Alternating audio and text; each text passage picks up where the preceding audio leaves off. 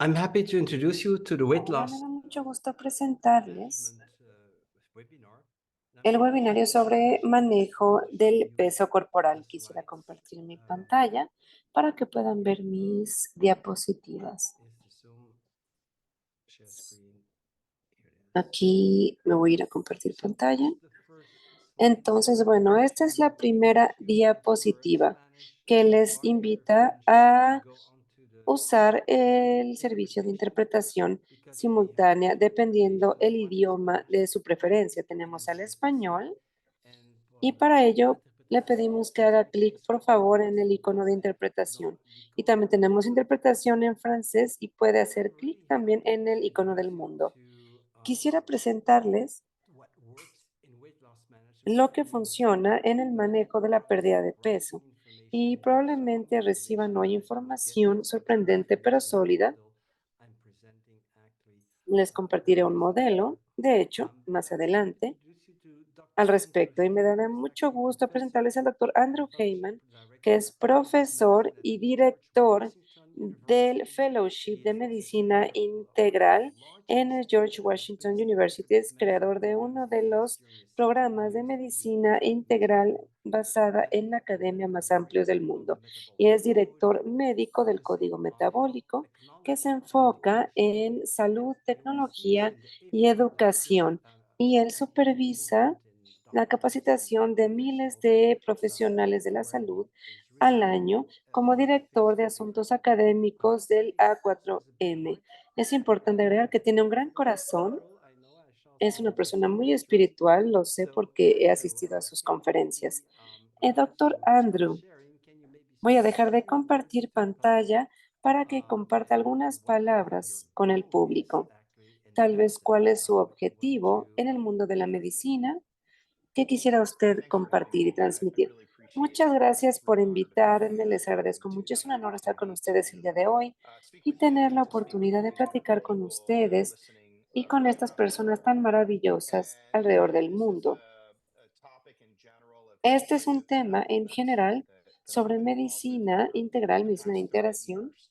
y And durante los my últimos goal has años he always estado been the same, trabajando which en is ello to y mi objetivo hopefully siempre ha sido el be an mismo, advocate for change and to es help transform defender medicine el into cambio, something that's a bit trabajar en la more humane incidencia para el cambio y and tener que patient y centered, poder ayudar a that implementar focuses un on the needs of programa the enfocado en el individual paciente que aborde las and necesidades del individuo understands that y que each person is entienda different que in cada their health persona es journey, diferente en and su they can viaje relate to por me los very temas de aspiring to the salud. notion Y también, that everybody wants bueno, to live aspiro a la their best noción life and to feel de que todos vital quieren and vivir well. la mejor vida posible, It's a real sentirse bien. privilege for me as a Es un physician to privilegio support para mí patients como along that médico ayudar a journey, los pacientes and I a share a little andar bit of este that knowledge viaje. and wisdom Y today quisiera with you compartir and to este your audience. conocimiento con ustedes So hoy just to tell y the con la viewer, audiencia. I'm going to Ahora vamos a give you contarle a al 60-minute público. lecture on weight Tenemos loss una management, conferencia de 50 and minutos then we sobre will pérdida de interview peso Andrew, y and después lo I think it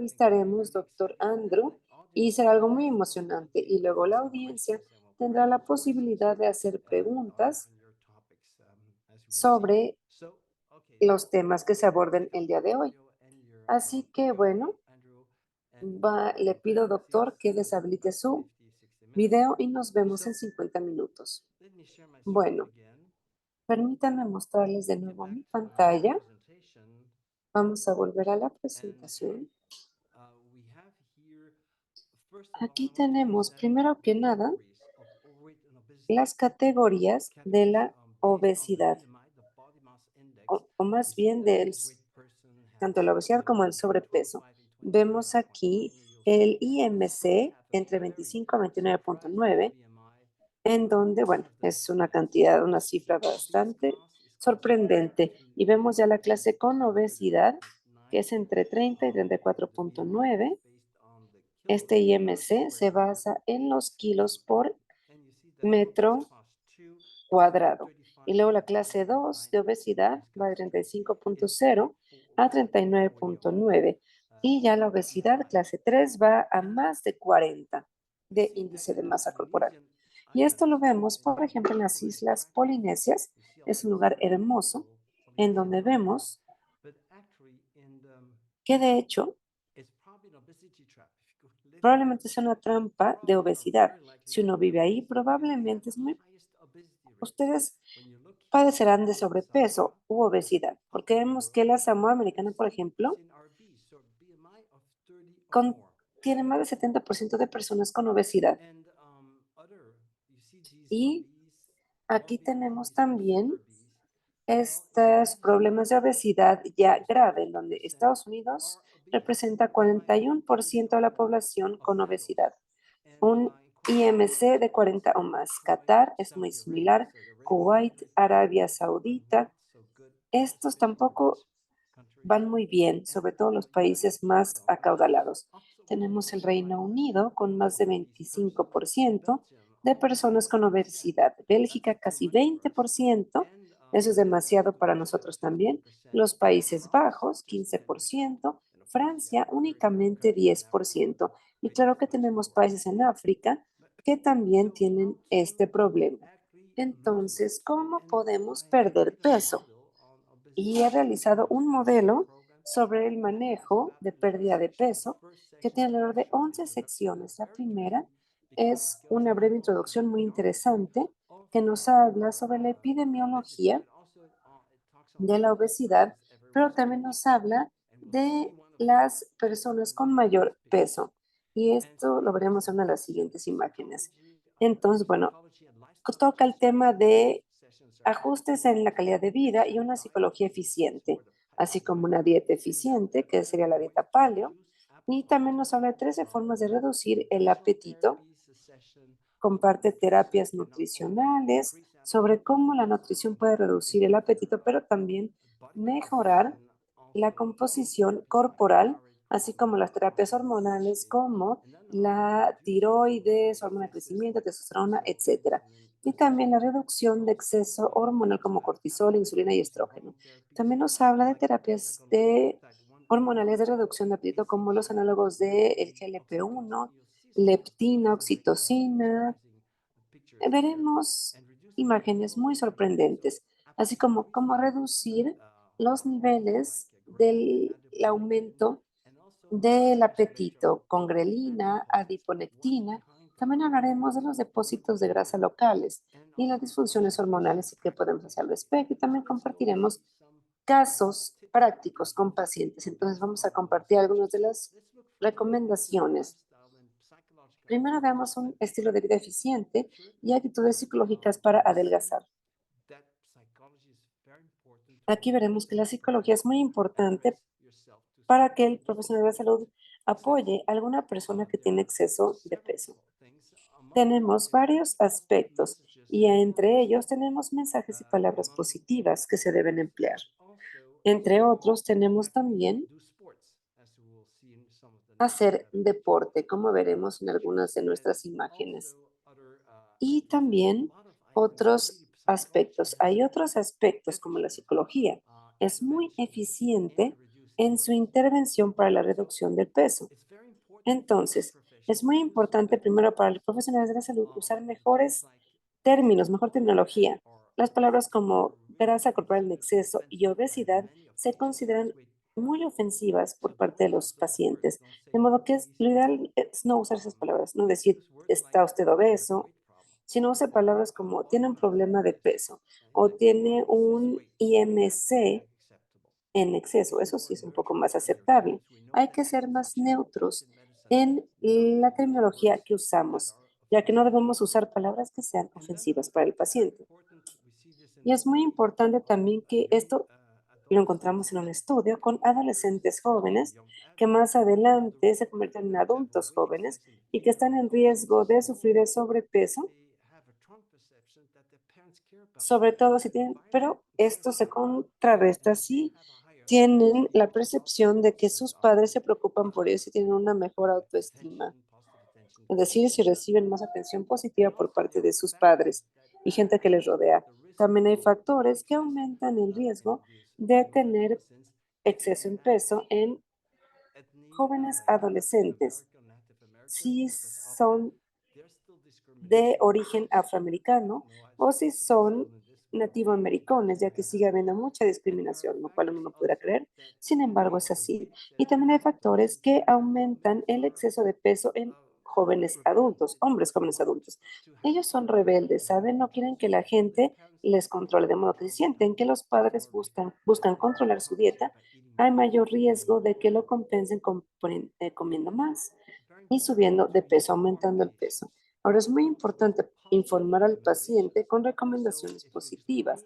Por ejemplo, si le explicamos a un paciente la relación entre peso y enfermedad, es decir, el resultado que se puede experimentar, nos permite, por ejemplo, hablarlo de este modo, el perder 10% de su peso actual va a mejorar su presión arterial.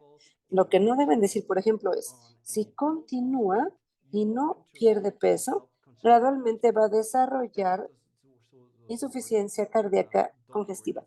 Estas palabras son las que no queremos escuchar, son negativas. Hay que tratar de abordarlo de forma negativa y hay que mostrarle las mejorías que pueden ver, experimentar si pierden peso. Y luego hay que abordar también que hay personas con obesidad grave y tienen la creencia de que los pacientes con mayor obesidad tienen ciertas ideas, cierto conjunto de ideas. Y los más frecuentes son lo siguiente: personas que necesitan que se use con ellas palabras positivas, ya que creen que los esfuerzos adicionales son inútiles, ya que han hecho muchos intentos de perder peso And then they believe that weight is maybe just the primary. y eso nunca ha tenido un buen resultado. De modo que hay gente que también piensa que el peso es solo un tema cosmético y que realmente no hay ninguna razón como para perder peso. Entonces tenemos que abordar estas creencias erróneas y simplemente decirles que son creencias, un mito, no una realidad. Y esto obviamente también nos lleva a otra creencia, que el peso lo determinan los factores genéticos y cualquier intento de perder peso será inútil. Eso tampoco es correcto y se debe abordar esta creencia. Otra es que se tiene que tener un peso ideal para poder lograr beneficios, de modo que una pérdida de peso modesta no tiene mucho sentido. Tampoco es así. Hay que abordar todo esto. Miren, aquí tenemos a la segunda persona con mayor peso registrada, Khalid bin Mohsen Shari. Nació en 1991 y sigue vivo a la fecha. En 2013 pesaba 630 kilogramos y viviendo en Arabia Saudí, bueno, el rey dijo, mira, te vamos a dar un equipo de médicos para ayudarte a perder peso, porque tienes que hacerlo, por favor, hay que poner el ejemplo. Entonces, pues vean el ejemplo que le dieron. Estos 4 años después, perdió 542 kilos y mírenlo aquí a 68 kilos, es decir, 150 libras en 2013. Su nivel pico fue un IMC de 2004 en ese entonces. Imagínense, ya está en la categoría cuando estamos por arriba de 30. Entonces, esto significa que claro que es posible perder peso. Sin embargo, claro que hay que recibir apoyo. En su caso, se le puso en una dieta, ejercicio, operaciones para remover cierta grasa, ayudar los pliegues de la piel que se colgaron después de la pérdida de peso. Esto mediante un equipo de médicos. Claro que siempre es posible. No sé si sea tan saludable perder tanto peso en tan poco tiempo, eso sí no lo sé. Sin embargo, mostró que sí es posible perder peso incluso cuando se tiene una gran cantidad de sobrepeso. Y luego, algunas de las cosas que son muy importantes y que hay que comentar con el paciente es que hay que seguir un programa de pérdida de peso comparado con las personas que solamente se ejercitan. Hay que hacer ambos beneficios. Aquellos que siguieron el programa de pérdida de peso, bueno, el 95% de ellos volvieron a aumentar de peso el año siguiente. ¿Por qué? Pues porque no se mueven lo suficiente, hay que movernos. Y aquellos que físicamente empezaron a ejercitarse junto con el programa de pérdida de peso y siguieron ejercitándose, bueno, solo el 35% de ellos volvió a subir de peso. No, cuando el paciente dice, es que no importa porque ya lo que bajé, lo volví a subir. Bueno, esto es a menudo porque no huyo un ejercicio complementario. De modo que tenemos que hacer ejercicio también. Y tenemos muchas recomendaciones. Podemos decir que un cuerpo que no se mueve va a sufrir un aumento de peso. vamos a ver otra sesión del modelo que es la mejor dieta para salud y delgadez. Bueno, en mi experiencia, es una dieta que optimiza los niveles hormonales y nutricionales. Es decir, el cuerpo que está mejor alimentado va a perder peso y el consumo calórico va a aumentar, pero va a haber más movimiento, entonces se va a consumir, se va a quemar más de esa ingesta calórica. Entonces, la dieta paleolítica, ¿cuál es la dieta paleolítica? Bueno, es la dieta de nuestros ancestros. Aún tenemos un cuerpo del que podamos estar orgullosos. Es muy similar al de los humanos de hace 10.000 años. Y lo que ellos comían como dieta, pues nuestro cuerpo se adaptó. Es decir, comían alimentos que existían desde hace millones de años. Esta persona, por ejemplo, está comiendo algún tipo de dieta paleolítica, ya que las ensaladas y los jitomates existían desde ese entonces. Tal vez no tenemos jitomates en países europeos, sin embargo, tenemos otros alimentos que seguimos comiendo hoy en día y que siguen estando disponibles. Así que, ¿cuál es la diferencia entre la dieta paleolítica? Bueno, es que con otras dietas probablemente que incluye nueces, bayas, verduras, frutas, pero muchas veces los cazadores pues también se alimentaban de pura caza, es decir, de carne, pescado y no comen alimentos procesados. Esta probablemente sea la forma en la que tenemos que comer. Es la mejor dieta hormonal, así como la mejor dieta para perder peso.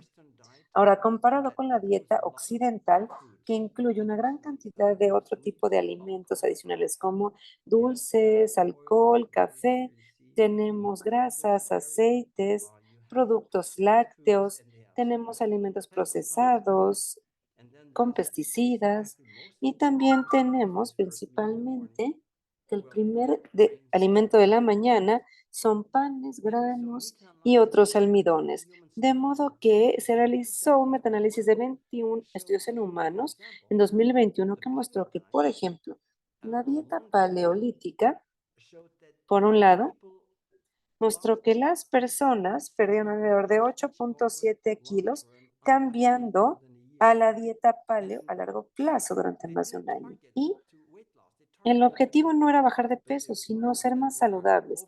Sin embargo, la mayoría de ellos pues padecía de sobrepeso, entonces lo perdieron. Si lo comparamos con una dieta saludable, también se pierde peso, por supuesto, sin embargo, no tanta. A largo plazo, con una dieta saludable se pierde alrededor de 5.8 kilogramos, de modo que sigue siendo mejor con la dieta paleolítica y con la dieta controlada, de modo que es incluso mejor que la dieta occidental en donde se sigue aumentando el peso. Y la misma información se vio con otros estudios a corto plazo. La dieta paleo es más eficiente que la controlada para perder masa corporal y grasa. Ahora, otro elemento importante es lo que vemos en las mañanas. ¿Qué comemos solo en las mañanas y qué comemos solo en la tarde? Porque esto dependiendo permite perder más peso. Y esto es si comemos la misma cantidad en la mañana que en la tarde. Así que la gente solamente comía el desayuno y hoy en día pues pueden hacerlo, pueden comer el desayuno y pueden perder hasta 1.4 libras a la semana. Pero si lo limitan a solo un alimento, solo 2.000 calorías, perdían más.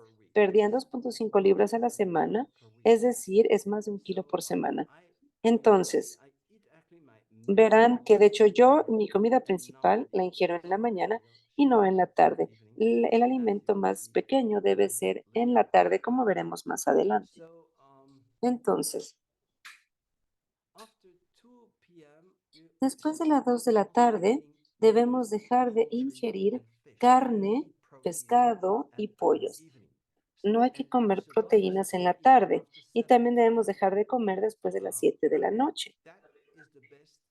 Esto es lo mejor para poder llegar a un peso óptimo. Ahora, ¿por qué es que deben evitar la ingesta de proteínas en la tarde-noche? Bueno, veremos esto a detalle un poco más adelante, pero por ahora quisiera recordarles que ustedes deben comer el desayuno como un rey y eso es lo mejor. Este es el tipo de desayuno que deben ingerir. Lo que comemos normalmente debe ser, de hecho, en la tarde debería ser, de hecho, nuestro desayuno. Debemos comer el almuerzo como si fuéramos príncipes. Miren, este debería ser nuestro almuerzo. Y la cena como si fuéramos pobres. muy poco o deberían ser incluso verduras cocidas y entonces ya tendremos 16 horas de ayuno intermitente que ayuda bastante. 3 alimentos al día es demasiado. Yo me lo digo a mis pacientes que con un alimento al día se baja de peso, con 2 se mantiene el peso y con 3 se puede volver a ganar peso, aumentar peso. Entonces aquí tenemos verduras, 500 gramos de verduras, que es en promedio 100 calorías, y esto puede ser bastante útil, de modo que ya después podemos comer verduras cocidas y con esto sería suficiente esta ingesta calórica. También es importante evitar cocinar a altas temperaturas. Los ácidos grasos trans no son buenos. Miren, a 90 grados Celsius, de hecho, se está creando en el alimento ácidos grasos trans. Y estos se producen cuando cocinamos pescado, verduras a más de 90 grados. Entonces, nunca debemos cocinar con aceites vegetales. Es decir, hay algunos porcentajes de ácidos grasos que se convierten en ácidos grasos trans, que no son buenos. Ahora, aquí tenemos el ácido oleico. Y el ácido oleico, al cocinarlo con otros alimentos, se convierte en ácido elaídico, que es tóxico. Y no se mueve, se queda tieso. Es muy flexible, sí, claro, cuando es un ácido graso cis. De modo que los estudios se han realizado en monos para ver qué provoca el comer muchos ácidos grasos trans. Miren, durante 6 años hubo un porcentaje del alimento aquí con ácidos grasos trans comparado con los cis, ácidos grasos monoinsaturados cis. Y lo que vimos es que se aumentó alrededor de 5.4% de peso corporal. ¿Esto qué es para una persona de 70 kilos? Bueno, son 3.8 kilogramos más de aumento de peso si tenemos una dieta alta en ácidos grasos trans. Y aquí podemos ver que la diferencia es que justamente estos monos vieron un aumento 7.2% of body weight y here 2% de masa corporal aquí al final de estos 6 años. Y aquí el aumento fue de únicamente 1.8% cuando son ácidos grasos cis monoinsaturados, lo que principalmente es masa grasa. Ahora sabemos que la grasa abdominal es peor, nos provoca muchos problemas de salud. Bueno, aquí tenemos 26% más grasa subcutánea abdominal, así como más grasa intraabdominal. Miren cómo funciona según este gráfico.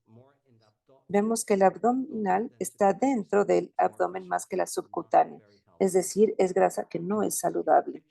Y como pueden ver aquí esta imagen con la dieta con grasa cis, podemos ver la diferencia que provoca. Ahora, ¿cuál es el efecto de las dietas altas en carbohidratos y bebidas carbonatadas? Bueno, aquí esto nos permite aumentar el peso muy a menudo. Entonces, vamos a ver aquí esta prueba de tolerancia a la glucosa oral. Aquí, en el caso de la glucosa oral, es muy similar al azúcar de una malteada, una de las típicas cadenas de comida rápida. 40 minutos después, baja la hormona de crecimiento. También provoca estos problemas psicológicos como ansiedad, pérdida de la recuperación, bajo cortisol, lo que nos da mayor sentimiento de estrés, menos energía, mayor irritabilidad. Se reduce la cantidad de la DHEA, la androstenediona, la aldosterona. Respectivamente, sentimos peor ánimo, menos energía, nos baja la presión arterial, sentimos ligereza. El estradiol provoca también que baje el deseo sexual, nos sentimos cansados constantemente. La testosterona, cuando baja, también afecta la sexualidad, de modo que en 40 minutos, claro que nos sentimos mejor por el azúcar, pero luego las hormonas bajan y entonces en esas horas, pues tenemos también problemas hormonales. Y esto es para todas las azúcares. También es importante que cuando ayudamos a los pacientes, tenemos que hacerlo, tenemos que hacer reducir su apetito cuando tienen apetitos demasiado elevados.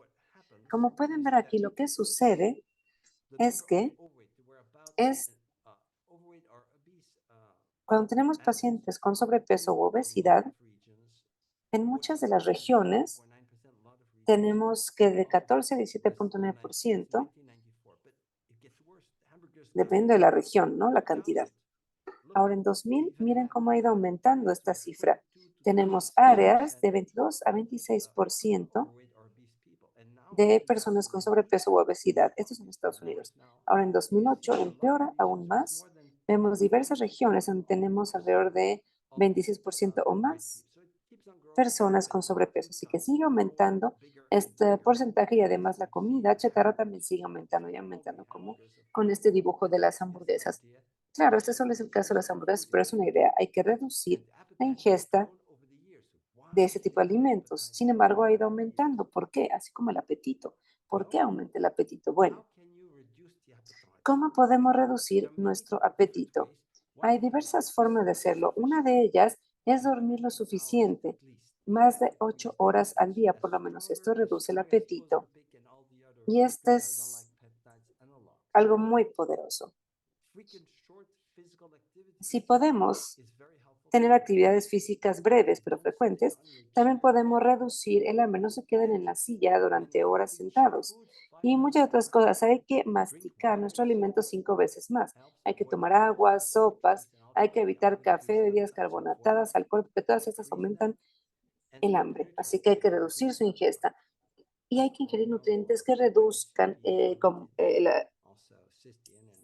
hambre, como la carnitina, de modo que todo esto nos permite, el cromio, todo esto nos permite perder hasta 40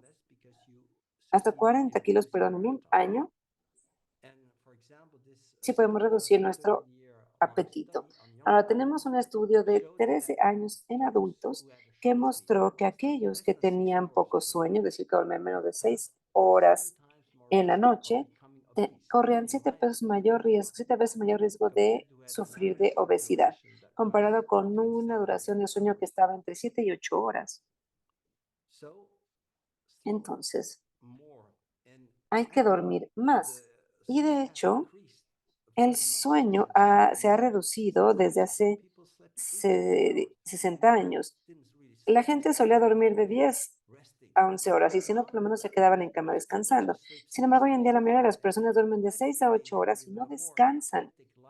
Viven una vida mucho más agitada, de modo que aumentando el sueño, y vaya que yo lo he aumentado 4 horas, que es muy poco, puedo decir que ahora duermo de 8 a 10 horas y mi apetito se ha reducido y mi peso también. Ahora, actividades físicas breves, pero frecuentes. Vamos a ver lo que dice aquí nuestro estudio. Tenemos un estudio en 61 hombres con sobrepeso y lo que se les pidió fue que hicieran ejercicio moderado de 30 minutos para perder peso. Se ejercitaron para perder 300 kilocalorías al día. Y esto se comparó con personas que de forma similar, es decir, hombres que tenían ejercicio de mayor intensidad, porque digo, hacían ejercicio más tiempo, en este caso 1 hora y no media, de modo que consumieron 600 kilocalorías al día o la quemaron, pues, al hacer el ejercicio. ¿Y qué tiene que ver con la pérdida de peso o con la ganancia de peso, con el aumento de peso? Bueno, en cuanto a pérdida de peso, aquellos que solamente realizaron 30 minutos al día de ejercicio, perdieron de hecho más peso, 3.6 kilogramos de peso corporal y 4 de masa grasa. Podemos ver que es muy similar, sin embargo, sigue siendo menos pérdida, 1 kilogramo menos en los hombres con mayor ejercicio, que consumieron más, pero tuvieron también una pérdida de masa grasa un poco menor. De modo que tenemos aquí una reducción similar en pérdida de peso, pero funciona un poquito mejor para 30 minutos, ya que aquellos que hicieron 1 hora aumentó su hambre, es decir, aumentó el apetito, entonces aumentaron su ingesta de alimentos, de modo que realmente no se vio el beneficio. Es que con 30 minutos de ejercicio al día está perfecto. 30 minutos de una caminata, es suficiente. Y esto es óptimo para perder peso. Y también es importante masticar bien nuestra comida. No masticamos lo suficiente, comemos muy rápido, entonces no absorbemos los aminoácidos de la carne, por ejemplo. Cuando tragamos sin masticar bien, el intestino no es capaz de compensar esa falta de masticamiento. Ahora aquí tenemos a Horace Fletcher, un médico que nos dijo que tenemos que masticar mejor y curó muchas enfermedades. Gracias a ello, si masticas mejor, por ejemplo, la carne permite que haya mayor producción de ácido gástrico, de modo que se puede digerir mejor la carne ingerida y los aminoácidos. De modo que ese fue su método para evitar subir de peso, así como sufrir otras enfermedades. Aquí tenemos un estudio, por ejemplo, en China, me parece, con 14 jóvenes chinos que fueron estudiados comparados con caballeros delgados y aquellos con obesidad no masticaban muy bien sus alimentos, es decir, masticaban menos y tenían una ingesta similar, sin embargo, no la masticaban muy bien. Entonces, pues por ello ingerían más comida que otras personas. En el estudio 2 también se puso a prueba un alimento que los jóvenes chinos tenían que ingerir. Y en resumen, se les pidió masticar 40 veces por cada 10 gramos de alimento. Pues aquellos que solamente masticaron 15 veces fueron el punto de comparación. Esto significó que hubo menos ingesta, tanto calórica como de alimento como tal, por parte de aquellos que masticaron 40 veces. Y luego una pérdida de 15 kilogramos por menor ingesta de grasas o por menor acumulación de grasas corporales. De modo que hay una hormona que reduce el apetito que se llama grelina, se puede ingerir después del alimento y tiene también un aumento del glucagón peptide 1, el péptido glucagón 1, GLP-1, que reduce el apetito. De modo que esto es muy bueno para los niveles hormonales. Y vemos aquí que la ingesta calórica es menor en aquellos que son delgados y mastican más que aquellos que son delgados y mastican menos. Lo podemos comprar incluso con personas con obesidad con mayor masticación. ¿Qué podemos decir de los suplementos alimenticios para reducir el sobrepeso y la obesidad? ¿Son realmente nutrientes que pueden marcar la diferencia? Bueno, si vemos aquí en personas con diabetes sin dependencia de la insulina y que tienen que bajar de peso, pues de hecho, por la diabetes tienen menos producción de serotonina que aumenta el apetito, así que sienten más hambre y tienen antojo de carbohidratos cuando padecen de diabetes. Y aquí se les da 150 miligramos de 5-HTP. Dosis muy grandes les puede dar sueño, así que hay que ver la eficacia. Y lo que permitió fue tener una menor ingesta de carbohidratos y grasas cuando tomaban 5-HTP y tuvieron menos ingesta calórica y perdieron más peso corporal de este modo. Entonces, hay otros aminoácidos que pueden reducir la ingesta de alimentos, reducen el apetito. En las ratas, por ejemplo, y ratones con obesidad, los aminoácidos se revisaron para ver si se puede reducir el apetito. Y los aminoácidos sí pueden, los L-cis, pero en aquellos se hizo más bien una revisión de la L-cisteína. La carnitina también puede reducir apetito, pero no tanto. La L-cisteína fue la mejor cuando se daba de forma temprana vía el peritoneo y fue la más anorexigénica. Después entonces se dio L-cisteína a adultos saludables, 0.07 gramos por kilogramo de L-cisteína por cada 70 kilogramos, era 4.9 gramos de cisteína, lo que permitió reducir el hambre, la sensación de hambre. Y la sensación, ¿qué tan hambriento te sientes? Bueno, vemos que con la L-cisteína, menos. Y también nos muestra que entre más rápido comemos, menos L-cisteína se produce, de modo que es muy importante que ingeramos por lo menos 5 gramos al día. Y lo que también es interesante es que podemos perder peso si tomamos probióticos.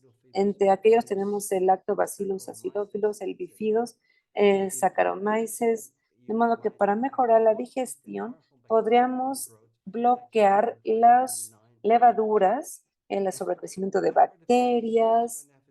Entonces, ¿cuáles son los signos físicos y vemos la disbiosis. Bueno, aquí probablemente provoca disbiosis cuando tenemos un abdomen inflamado y permanece inflamado. Esta persona requiere probióticos, probablemente también mejorar su ingesta alimenticia, sus elecciones alimenticias. Sin embargo, también es importante ver aquí a los pacientes con obesidad que siguen la dieta de baja ingesta calórica. En este caso, también ingieren probióticos. En este caso puede Bifidobacterium, que es la subespecie Lactis. También recibieron prebióticos, es decir, fibra, normalmente. Y comparado con aquellos que siguen la misma dieta de baja ingesta calórica, comparado con el grupo placebo, bueno, en este caso ellos, los que recibieron los probióticos, sí bajaron, perdieron más peso. Entonces, aquí se estimó que debido al aumento en inflamación, porque cuando se está menos inflamados es importante recordar que no tenemos retención de agua y el consumo calórico funciona mejor, se quema mejor. ¿Qué podemos hablar de terapias adelgazantes vía las hormonas? Vamos a hablar de qué puede hacer la tiroides, la hormona de crecimiento, la IGF-1, la testosterona. Y vamos a ver ahora un paciente con hipotiroides, hipotiroidismo.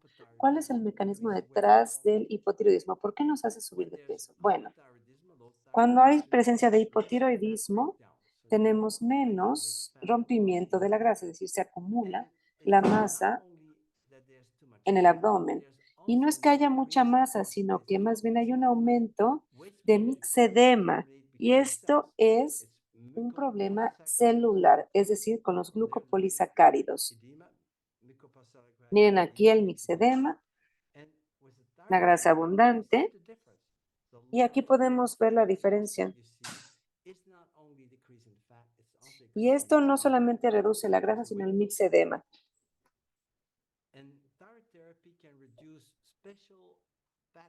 Y aquí la terapia tiroidea puede reducir el sobrepeso.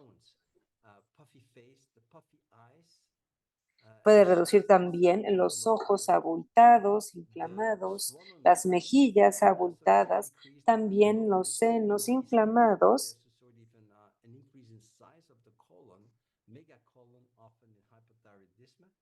También tenemos que en la presencia de hipotiroidismo tenemos problemas en el colon, tenemos abdomen inflamado, tenemos también tobillos muy inflamados, lo que se debe al mixedema.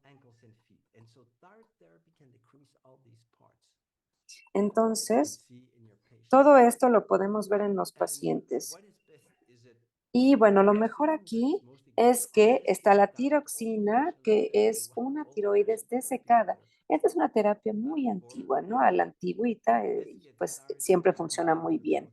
Aquí tenemos la tiroides con pacientes que usan un tratamiento y luego el otro durante 16 semanas. Y vemos que entonces pudieron perder 1.3 kilogramos en promedio más de masa corporal. De modo que esta persona es menos hipotiroidea gracias a ello. Ahora el paciente de hecho prefiere recibir este tipo de terapia. A mí me gusta más también. E incluso esto está permitiendo no nada más perder 1.3 kilos, sino hasta más, hasta 7 kilos. Entonces, esto es muy importante. Ahora, lo que se ha platicado en conferencias es que no se debe sobrecargar el hígado en las noches con aminoácidos. No hay que comer proteína animal en la noche. Hay que tener cuidado incluso con la proteína no animal, pero principalmente la animal, porque se acumula en el estómago toda la noche y se come en la noche, y después los aminoácidos son liberados, bajan por el hígado y es difícil convertir del T4 a T3, es decir, este permite que se convierta en una hormona menos activa. Y esto provoca hipotiroidismo justamente entre gente que come mucha proteína animal en las tardes, noches. Y esto no es de beneficio porque termina provocando un síndrome de bajo T3. Aquí cuando se acumula en el estómago, Pero, por ejemplo, si comemos este tipo de alimentos de proteína animal, como se acumulan, como les decía, pues uno se acuesta y entonces no hay suficiente gravedad para digerirla, se queda, digamos, suspendida, ya que en la noche pues no hay suficiente movimiento corporal que lo permita. Por lo tanto, no hay suficiente movimiento intestinal y esta persona va a tener bajos niveles tiroideos abajo, va a estar inflamado, va a estar abotagado, bajos niveles de energía, entre otros. Otra terapia que está entre las más eficientes para mejorar la composición corporal y que te permite perder peso de forma saludable es el tratamiento con hormona de crecimiento. Miren, si están en el rango más bajo del 75% de los jóvenes adultos, lo que significa que tenemos un índice de masa corporal más elevado, lo que provoca mayor riesgo de tener síndrome metabólico. Y en cuanto a niveles, pues miren lo que tenemos. Tenemos mayor obesidad, mayor acumulación de masa de grasa visceral. Entonces, tenemos que estar en estos niveles para tener menos riesgos de síndrome metabólico. Y cuando le damos hormona de crecimiento al paciente, si se encontraban así, con 6 meses de tratamiento, miren, este es el cambio que ustedes podrán ver. Cuando se lo doy yo a mis pacientes, por ejemplo, pues esta monoterapia, miren lo que puede lograr.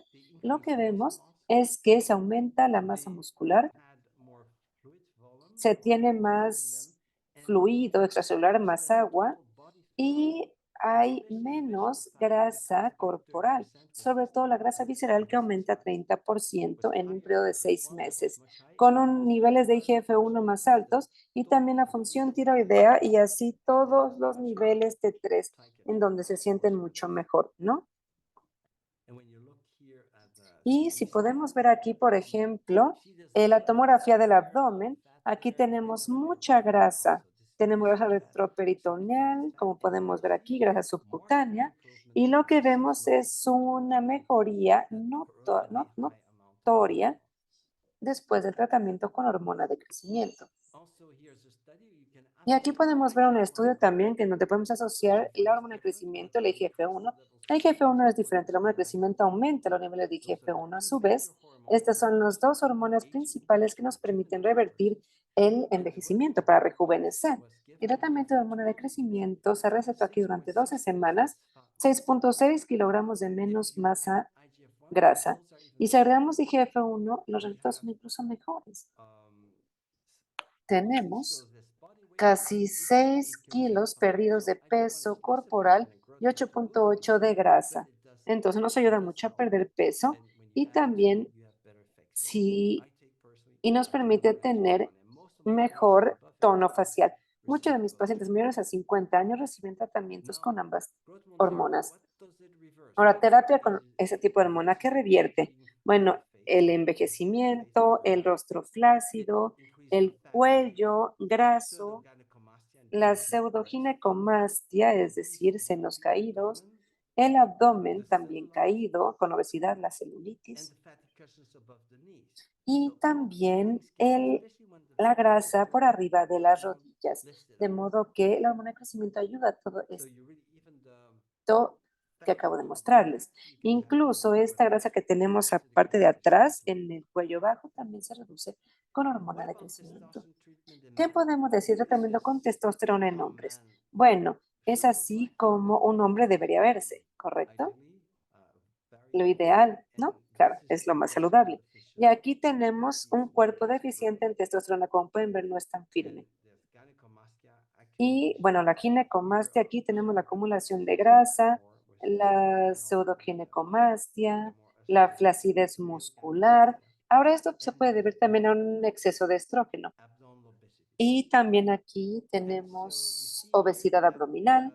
Lo que podemos ver es que los hombres que tienen niveles de testosterona bajos tienen ese tipo de cuerpo y luego, bueno, si aumentamos la testosterona libre, la masa muscular aumenta y mejora y mejora y mejora cada vez más. Y esta es la imagen final con altos niveles de testosterona.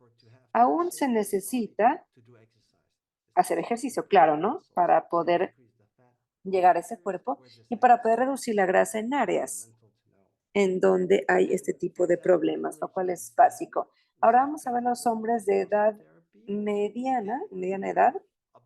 Miren que la grasa abdominal se reduce y lo que es muy interesante es que cuando reciben la hidrotestosterona transdérmica, la DHA es la que realmente es la hormona masculina que nos da barba, que nos hace perder cabello aquí, que el cuerpo empiece a aumentar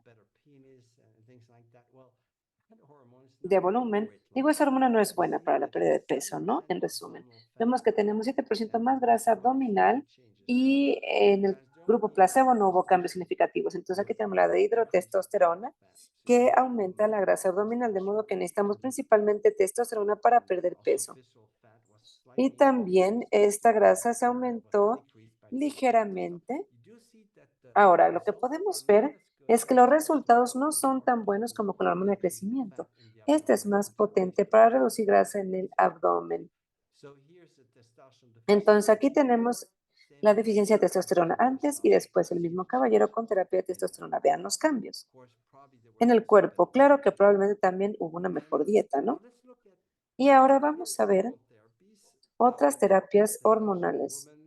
La testosterona en las mujeres, hormona femenina en las mujeres, por ejemplo, DHA, melatonina, oxitocina y también excesos de hormona que aumentan el peso, que podemos tener en la sesión 6 del módulo sobre gestión, manejo del peso, insulina, estrógeno y cortisol.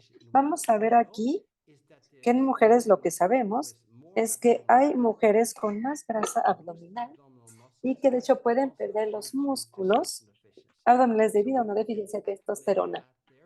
Entonces, aquí tenemos algunos estudios contradictorios que, claro, muestran lo opuesto en algunas mujeres con sobrepeso. Sin embargo, este estudio en 2012, pues muestra justamente que hay más grasa abdominal en mujeres con bajo nivel de testosterona. Lo que es muy interesante es que la testosterona puede reducir la celulitis en la mujer. Probablemente es el tratamiento más potente para reducir la celulitis en mujeres que ejercitan sus muslos, sobre todo. Y miren, aquí tenemos mujeres en etapa de premenopausia. Vemos que reciben el parche de testosterona y que aumenta los músculos, del muslo los hace más firmes, aumenta la masa magra y no hubo ningún cambio en la grasa. De modo que simplemente mejoran los músculos. Y también, bueno, no tenemos información de mujeres tenemos información, perdón, de mujeres que quieren hacer la reasignación de sexo, es decir, personas transexuales, cuando cambian de mujer a hombre. Ahora vemos aquí que tenemos inyecciones de testosterona intramuscular y lo que sucede con este cambio es que si la grasa visceral aumenta ligeramente, que sí fue el caso aquí, sin embargo, la grasa abdominal subcutánea, también la del muslo, la de las caderas, se redujo. Por el contrario, claro que en cantidades más elevadas. Yo doy mayores cantidades en algunas mujeres, especialmente cuando están agotadas, tienen mucha celulitis, han colapsado, y ayuda mucho también si hacen ejercicio para tener mejores muslos. Sin embargo, para ello, es decir, para que estas mujeres tengan mayor cantidad de testosterona, es importante que no se vean masculinizadas y para ello necesitamos bloquear la conversión de testosterona a dihidrotestosterona en esos casos. Por ejemplo, finasterida. Entonces, veamos la terapia aquí. ¿Qué es lo que permite la terapia con testosterona? Revierte músculos flácidos en los brazos, en el seno, la celulitis. ¿Qué podemos decir de las hormonas femeninas? Lo que es muy interesante es que en mujeres con obesidad, es decir, con un IMC ya de sobrepeso mayor a 26 o más, o igual, si lo comparamos con mujeres con un IMC más bajo, se tiene menos estradiol, menos estrógeno, es decir, la más baja basal y pico y la lútea están en estas cantidades. Esto reduce la probabilidad de embarazarse. Para la terapia de estrógeno en las mujeres con menopausia, también provoca pérdida de peso si les damos estradiol transdérmico y no oral.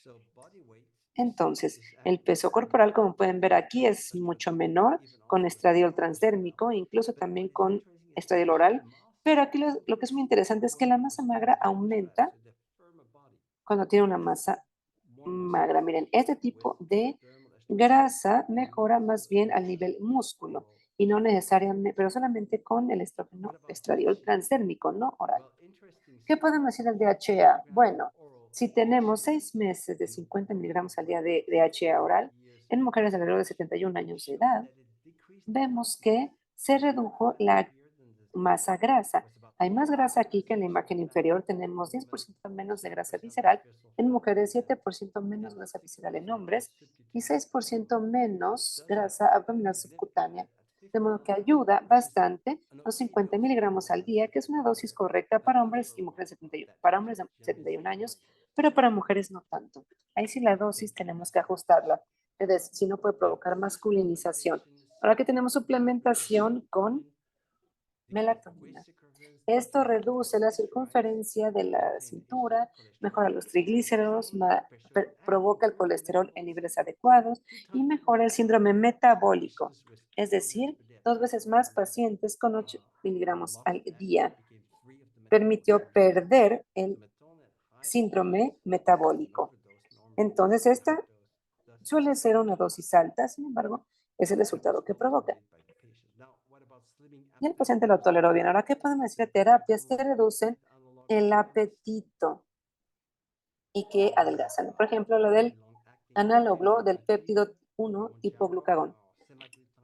Tenemos aquí las cadenas del péptido 1 tipo glucagón, análogos agonistas.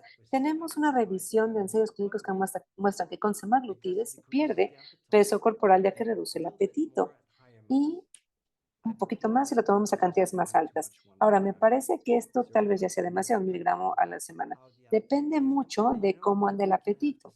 Y saben, podemos tener los mismos efectos si provocamos que el paciente duerma más. Esto reduce el apetito tremendamente. No estamos hechos para dormir solo de 10 a 8 horas. Tenemos que descansar de 8 a 10 horas incluso. Si yo nunca dormía mucho, se los digo, hoy duermo bastante bien. Soy evidencia. Y aquí vemos que el cambio de peso corporal también tiene mucho que ver con la pérdida de apetito con semaglutide, pero a dosis mucho más elevadas. Entonces, digamos que es una dosis que no tiene que ver, no se basa en la dosis. ¿Qué podemos decir con el tratamiento con gonadotropina coriónica humana, HCG? Es un tratamiento muy, muy asequible. Lo interesante aquí es que funciona, yo diría,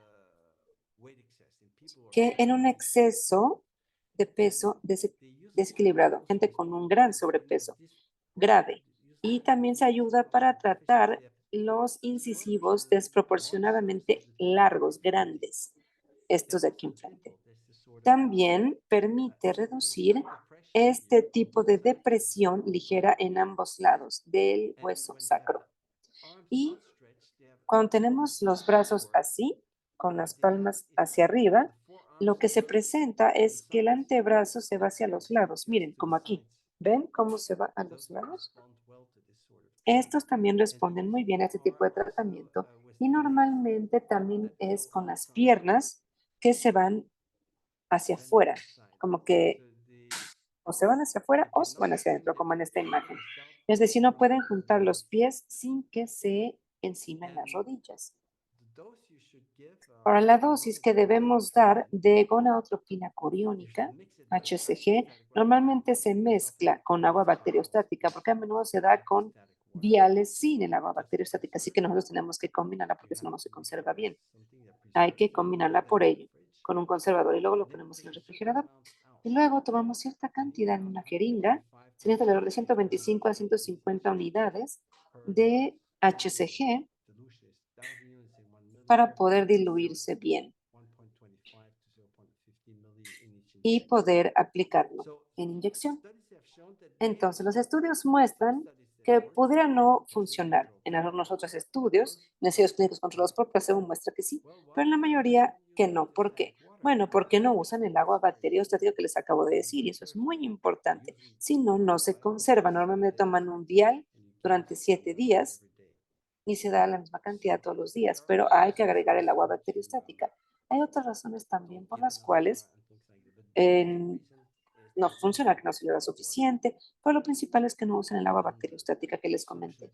Entonces la solución caduca rápidamente, se echa a perder. Entonces también tenemos terapias hormonales que reducen el apetito y adelgazantes, como la leptina, la MSH. Miren la diferencia antes y después. Este es un niño de 3 años, miren, 42 kilos, 32 kilos a los 7, entonces 4 años después había perdido ya 10 kilos. No siguió aumentando porque, bueno, pues estaba creciendo. Y esto es terapia con leptina. Sin embargo, funciona principalmente en personas con deficiencia de la leptina. La leptina es una hormona que reduce el apetito. Entonces, digamos que este niño tenía un apetito tremendo. Y luego tenemos suplementos con TRH. Aquí tenemos 4 especies de ratones con obesidad y se les dio esta hormona liberadora de tiroides, TRH, vía intraperitoneal. Y cuando se administró, redujo la obesidad y el peso corporal mediante la movilización de triglicéridos y funciona en casi todas las especies de ratones con obesidad, excepto con los ratones que estaban programados para tener obesidad. Si se ven así, por ejemplo, con hipotiroidismo, puede que sea así debido a una deficiencia de TRH, de modo que el TSH pues ayuda mucho.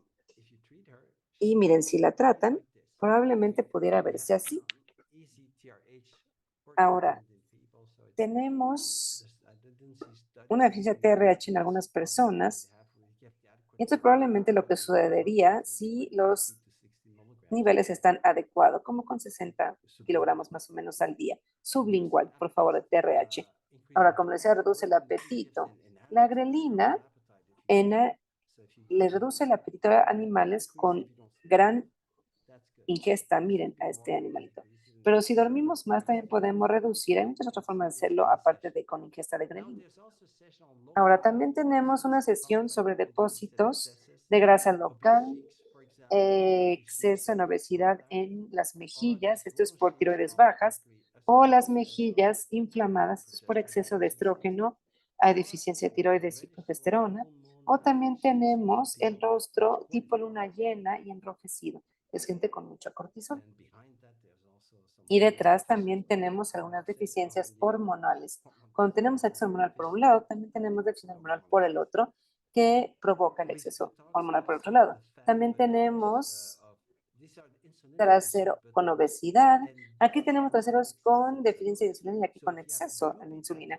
De modo que si tenemos un trasero caído, es como que cuando es muy grande, es mucha grasa y eso es por exceso a la insulina. Y cuando no tenemos suficiente es porque hay deficiencia de insulina. Y claro que se puede revertir con hormona de crecimiento y testosterona, pero también con una dieta adecuada. Y luego también tenemos esta deficiencia diencéfalo, que es la que les mencionaba anteriormente. Vimos estos orificios que tenemos aquí en el hueso sacro, pero también tenemos mucho tejido cicatricial, es decir, estrías. Esto es señal de que los pacientes podrían responder bien a los tratamientos con HSG. Miren, esto se debe a la estriación. Entonces, para concluir, podemos decir que hay depósitos locales de grasa que se pueden revertir, casi todo se puede revertir. Es una combinación de tratamiento, buena dieta, intervención psicológica y de estilo de vida.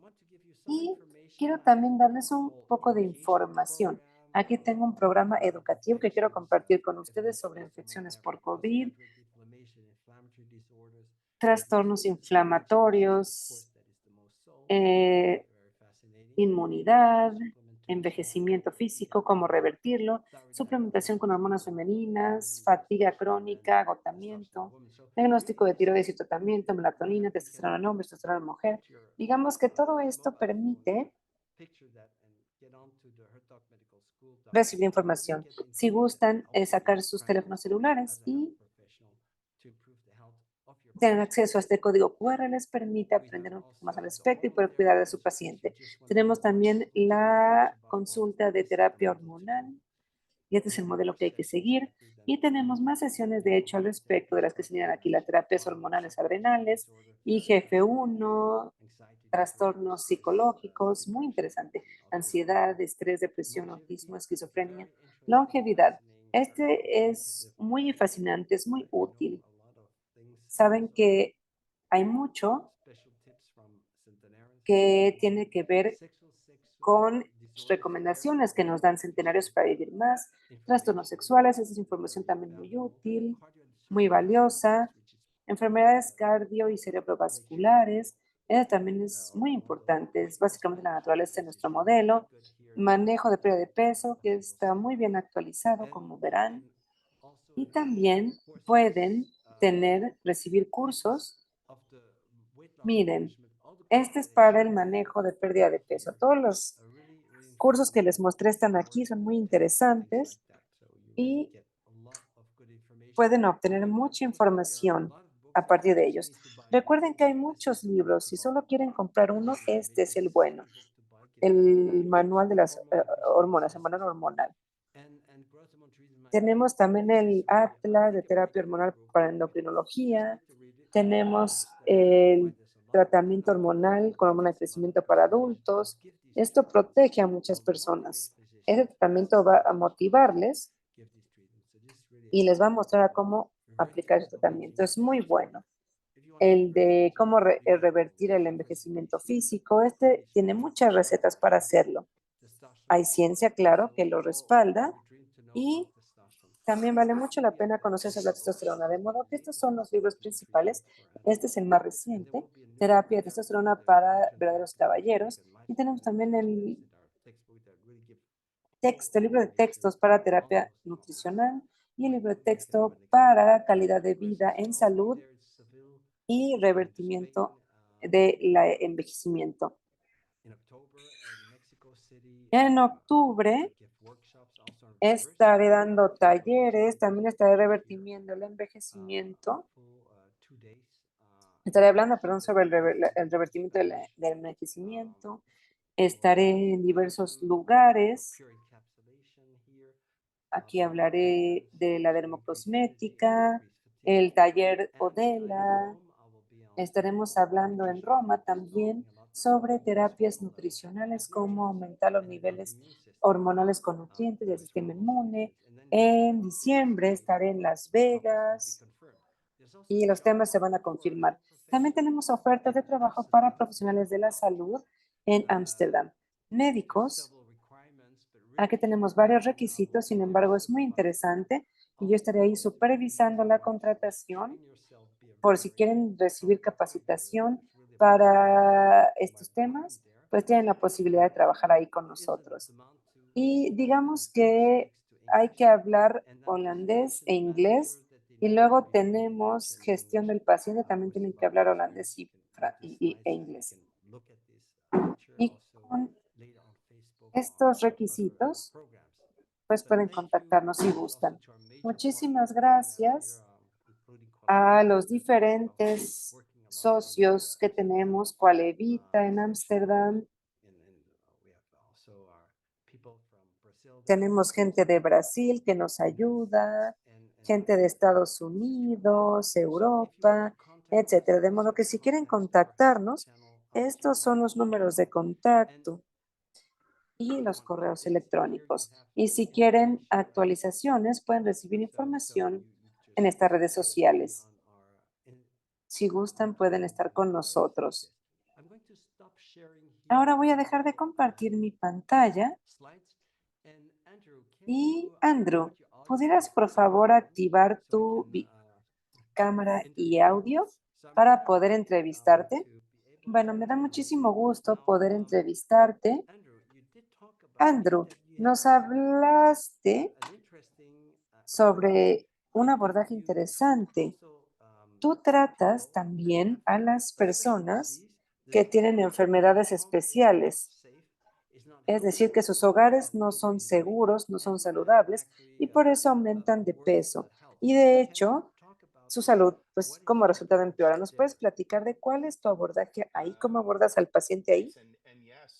Muchísimas gracias. Sí, te estaba yo escuchando presentar y bueno, todo desafío que lleva al aumento de peso que mencionaste puede ser provocado por alguien que vive en un hogar que no es seguro. Y a lo que quiero a lo que me refiero, pues lo que quiero decir es que hay algún tipo de crecimiento microbiano, daños por agua, el impacto en las personas que viven en ese tipo de hogar no puede ignorarse.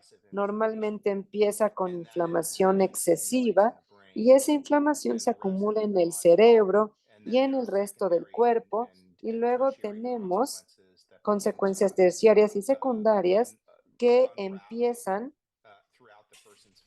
a desenvolverse a lo largo de la fisiología de la persona. Y como mencionaba, cualquier área de en la fisiología que yo veo es una consecuencia de personas que viven en un hogar que no es seguro. Entonces, ¿cuántas personas, por ejemplo, con exceso de peso, se beneficiarían de tener un hogar saludable? 30%, 100%, 10%. Bueno, todas ellas, 100%.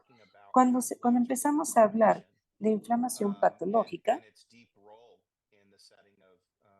y su papel importante en el aumento de peso, pues no podemos ignorar el impacto que los hogares pueden tener. Y yo diría que la mayoría, pero no todos mis pacientes, han subido, han aumentado peso, ya que viven en un hogar con moho. Es algo que debemos contemplar. De hecho, cuando yo tengo un paciente que viene a mi clínica a verme y se quejan de fatiga en exceso, de que despiertan con un aumento de peso de 40 a 60 libras, que ni siquiera hicieron nada por aumentar de peso, entre otros síntomas, casi siempre es por el hogar, hasta que se compruebe otra razón.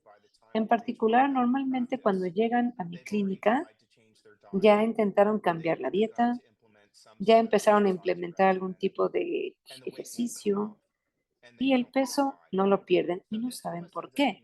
Entonces, esto termina siendo una exclusión diagnóstica. Es decir, si hay otras razones por las cuales aumentan de peso, bueno, técnicamente hablando, el tipo de estrategias que mencionamos, ayuno intermitente, mejorar la calidad de la dieta, ejercitarse, equilibrio hormonal, mejorar la función intestinal, todo esto tiende a funcionar. Sin embargo, lo que he hallado es que en mis pacientes ya trataron casi todo eso y el peso sigue sin perderse y es frustrante para ellos. Muy bien, entonces, ¿cómo podemos reconocer que su hogar no es saludable? ¿Dónde lo podemos encontrar? ¿En la habitación, en la cocina? ¿Dónde se puede detectar? La pintura, por ejemplo, se cae rápido de las paredes. ¿Cómo lo podremos identificar? Sí, hay algunas señas que la gente busca en sus hogares. Primero, es si hay una historia conocida de humedad. Por ejemplo, una fuga, inundación, algún evento que se haya identificado. Más allá de ello, también sabemos que puede haber crecimiento microbiano cuando la humedad en el hogar es de 65% o más en promedio. De modo que es muy importante controlar la humedad. Entonces no se necesita una fuga para que haya microbios y que crezcan estos microbios. Además de eso, y esto ha sido como un gran hallazgo en la investigación que hemos publicado, resulta que si hay olores de humedad, incluso aunque no haya historial de humedad, es porque hay un problema. Sin embargo, el gran avance para nosotros, el gran descubrimiento, fue porque identificamos algo aparte del moho que probablemente esté creciendo en el hogar y que provoque ese olor. Y de hecho es una forma de bacteria. Y esta bacteria puede acumularse en las tuberías, en superficies secas. Y lo que ha sido muy extraño es que todo termina colonizando. Y no importa hacia dónde vayan, ese microbio lo seguirá y tiene un nombre, actinomicinas. Y las actinomicinas son muy mal actor en el hogar. Solíamos pensar que solo era moho, pero hay otro tipo de microbios que pueden enfermar a la gente. Hoy sabemos eso. ¿Y cómo se tratan los las actinobacterias, perdón? Actinobacterias conocidas como actinomicetos. ¿Y qué podemos hacer al respecto? ¿Cómo podemos arreglarlo, tanto físicamente en las casas como en la salud? estos actinomicetos? Bueno, este es un gran debate. ¿Cómo es que estos compuestos se acumulan en el tejido, en los órganos, si se mueven a lo largo del sistema circulatorio? El mayor problema es la inflamación como tal, es decir, la que empieza a aparecer en el cerebro, en el resto del cuerpo. Y esta investigación ya tiene mucho tiempo para poder medir e identificar qué parte del sistema inmune reacciona a estas exposiciones. Y normalmente los marcadores más comunes de inflamación no suben en el entorno de un edificio con daños por agua. Entonces, inmunoglobulinas, todo el examen sanguíneo, la química sanguínea sale bien, sale normal. De modo que la inflamación más bien viene de una parte específica del sistema inmune. Y una vez que aprendemos y sabemos medirlo, sabemos que hay oportunidad de controlarlo. Ahora, tenemos aquí una variedad de abordajes que nos permiten reducir la inflamación en nuestros pacientes y al mismo tiempo tenemos que asegurarnos de que la gente empiece a limpiar sus hogares. Es decir, la causa de inflamación se tiene que controlar también. Ok, entonces nos damos cuenta que la escala de Glasgow no aumenta. Entonces, ¿qué es lo que sí aumenta? ¿Hay algo específico que se pueda medir?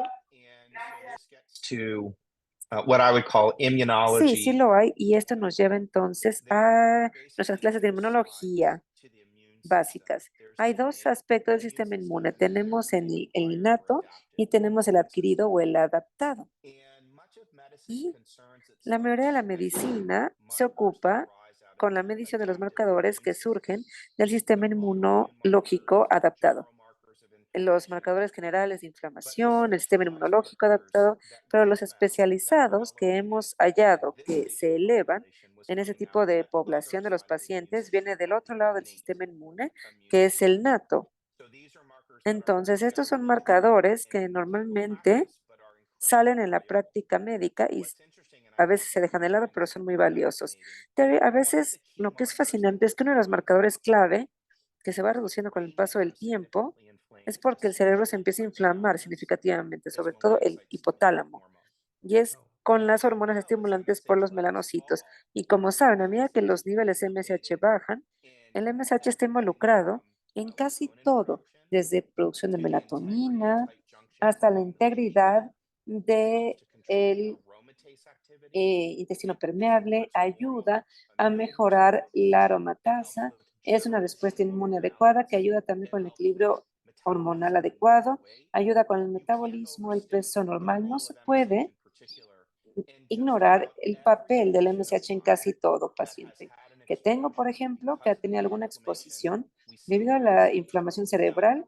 Tenemos que medir los niveles de MSH y hay mucho más al respecto. Sin embargo, el impacto del cerebro en particular no se puede ignorar. De modo que medimos el MSH, medimos otros marcadores también, beta 1 o TGF1, el factor de transformación de hormona de crecimiento, el endotelial o el IGF, también la metaloproteinasa, también las cascadas complementarias C4A y C3A. Estos son marcadores muy interesantes que reflejan una inmunoactivación, pero como les decía, es un abordaje que no vemos normalmente en la medicina tradicional. Sin embargo, son herramientas invaluables. ¿Y ven una mejoría con los tratamientos? ¿Sí ven que mejoran? Sí, vemos una resolución de esos marcadores. Los niveles de inflamación se reducen, los niveles de energía aumentan, se siente con mayor vitalidad. Vemos que esta inflamación daña el cerebro, por supuesto. Y esto puede provocar también una lesión, similar a las lesiones por trauma. Entonces, los estudios que hemos publicado muestran que no solo son consecuencias metabólicas y hormonales, con lo que estamos lidiando aquí, sino también con un resultado más serio en una porción de nuestros pacientes que terminan dañando el sistema nervioso central y con terapia adecuada podemos obviamente reducir la lesión al cerebro. Sí, porque también nos hablabas que tiene algún tipo de síndrome de estrés postraumático que se tienen que curar con el tratamiento que ustedes recetan. Y vemos mucha gente con sobrepeso que a menudo también de forma drástica pues están estresados. Estas personas probablemente tengan justamente esta situación en su hogar, ¿correcto? Sí, exacto, y sucede a diferentes niveles. Vemos un impacto en la integridad de la respuesta al estrés como tal. El cerebro, a medida que se inflama cada vez más, la interrelación entre los productos que produce el cerebro, que es el ICTH, que es la señal para la respuesta al estrés, y la producción de cortisol, también se desregula, se termina desregulando, como se dice. Y una respuesta biológica al estrés se convierte en algo anormal con el paso del tiempo. Sin embargo, más allá de ello, estos pacientes tienden a estar muy enfermos y a menudo caen en las categorías de fatiga crónica, fibromialgia, depresión típica, aumento de peso resistente a dietas efectivas y son muy difíciles de tratar sin importar. La enfermedad como tal es traumatizante. La mente no está segura, el cerebro no está seguro, el hogar no es seguro. Entonces, digamos que es una enfermedad muy disruptiva, una de las peores que se nos pueden ocurrir. Entonces, digamos que no tratan, si no se trata el crecimiento del moho, entonces no sería lo único. También puede haber muchos tóxicos, plásticos.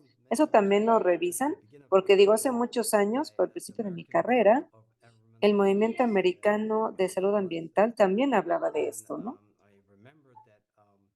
Y yo recuerdo que incluso las paredes, la pintura, había que tener cuidado con todo eso, porque todo te puede enfermar, enfermar el gas. Hay que ser muy holístico en el abordaje, ¿no? Incluso en casa. Entonces, ¿alguien ha trabajado contigo en eso? Sí, de hecho, yo no podría hacer mi trabajo sin expertos como los profesionales de la calidad del aire en exteriores y en interiores. Ellos llegan, evalúan las fuentes de contaminación, las probables fuentes de contaminación y hacen un plan de remediación sólido, médicamente hablando, que es un poco agresivo y diferente al plan de solución estándar, ¿no? Tradicional. Es para mi población y lo que realmente tiene que hacer, que es vivir en un hogar limpio y saludable.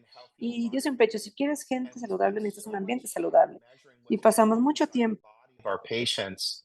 midiendo And lo que pasa dentro del cuerpo de nuestros pacientes, pero creo que médicos como yo tenemos que desarrollar también otra pericia, que es hacer la pregunta de cómo evaluar un hogar correctamente y cómo creamos un hogar saludable también.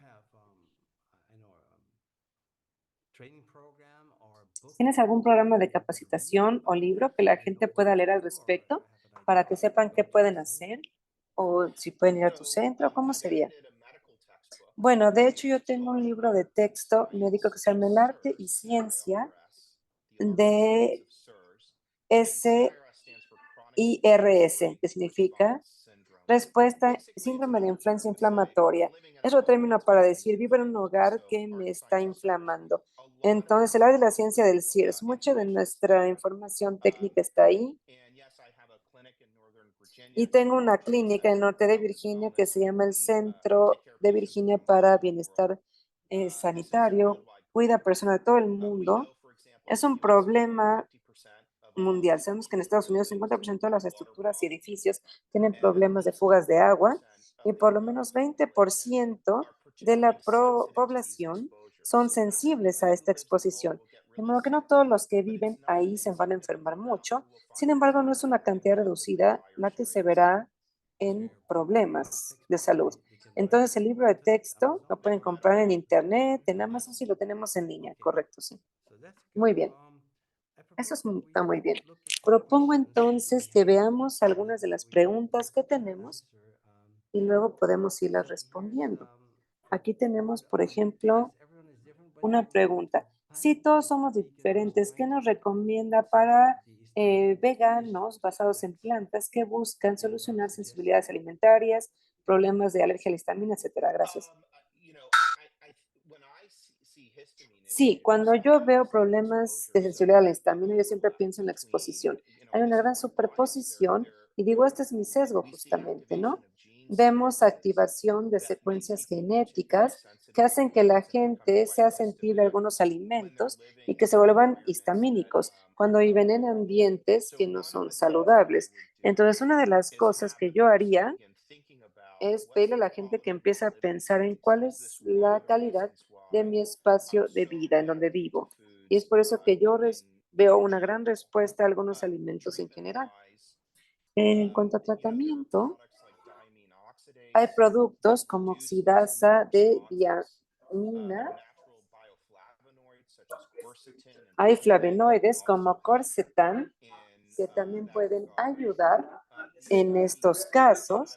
El otro aspecto, ahora no sé qué sientan ustedes al aspecto, pero hay veces que si un vegano se va ya hacia algo más crudo, me doy cuenta que esto provoca que el intestino funcione un poco más, trabaja un poco más para romper los alimentos. Entonces hay que meterlos a vapor para que sea más sencillo de digerir. ¿Sí? Sí, claro, es todo un movimiento en Europa, pero creo que también en algunos estados, en donde los alimentos liberadores de histamina son los que hay que evitar y necesitamos tomar más alimentos bajos en histaminas o que no desencadenen, ¿no? La histamina, por ejemplo, alimentos que no están frescos, pero también tenemos el hogar, en donde estamos comiendo tal vez cosas no muy saludables. Entonces yo creo que los veganos con base en plantas pueden comer alimentos como que no sean semillas porque son muy tóxicas, las semillas o los inhibidores de enzimas que pueden bloquear justamente algunos tipos de alimentos. Eh, y es importante revisar que la ingesta de nutrientes sea adecuada, porque a veces en la dieta vegana no se absorben muy bien, ¿no? Como el hierro, algunos oligoelementos. Hay que pensar en la ingesta de coles también, que no es muy buena. Hay algunos aminoácidos que no tenemos en la dieta vegana y que hay que suplementar. Ahora aquí tenemos otra pregunta. ¿Qué podemos decir de la liraglutida, la Saxenda? ¿Es peligrosa para el páncreas? ¿Puede provocar cáncer de tiroides? Bueno, muchos estudios se han realizado en animales y en humanos es baja. Sin embargo, ¿por qué usar liraglutida si puedes dormir más y así reducir tu alimento, ¿no? Entonces yo creo que es un tratamiento como temporal y no sé qué pienses tú al respecto, doctor. Saxenda, ¿qué pensamos de Saxenda? El GLP-1. Bueno, lo que yo he leído en la literatura es que hay algunos estudios a gran escala a largo plazo que sugieren que no vemos un aumento de riesgo en padecer cáncer. Creo que la mitad siguió a 500,000 de sujetos. Entonces digo, un intestino saludable es uno que produce mucho GLP-1 y a medida que el cerebro funciona también, funcionará el intestino. Que tenemos que gestionar el estrés, una dieta saludable, un tracto digestivo saludable, producir los marcadores que nos dan saciedad. Yo creo que probablemente hay un papel para el uso a corto plazo de estos medicamentos. Sin embargo, no creo que haya una solución a largo plazo en ellos. Más bien hay que ponerlos en un contexto en el que pudiera estar también incluido un estado de vida, tipo de vida saludable, un ambiente sano. Muy bien. Otra pregunta aquí. Si tenemos alta insulina, ¿es porque la hormona está baja en el cuerpo? No entiendo muy bien la pregunta, entonces no puedo responderle. La voy a pasar. Pero bueno, si hay altos niveles de insulina, hay que bajar de peso, hay que perder peso.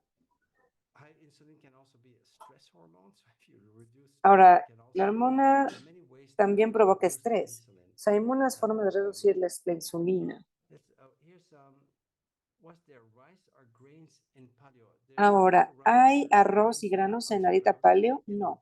No, porque todos tienen, todos son alimentos que tienen algún tipo de germinado.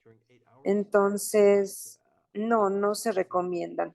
Lo que se recomienda más bien son las almendras, nueces, eso es un poquito más digerible, porque muchos de los síntomas tóxicos incluyen este tipo de alimentos, pero también por los pesticidas que de pronto tienen, ¿no?